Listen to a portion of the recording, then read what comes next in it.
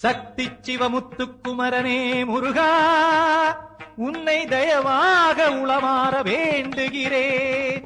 சரவண ஞான குருபரனே கந்தா கடம்பா கண்டி கதிர்காம வேலனே வாரா.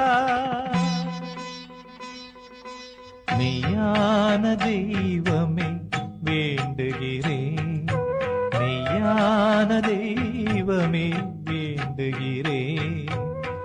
எந்த நெஞ்சம் தானே உந்தன் திருக்கோவில் வந்து அருள் செய்வாய் முருகா.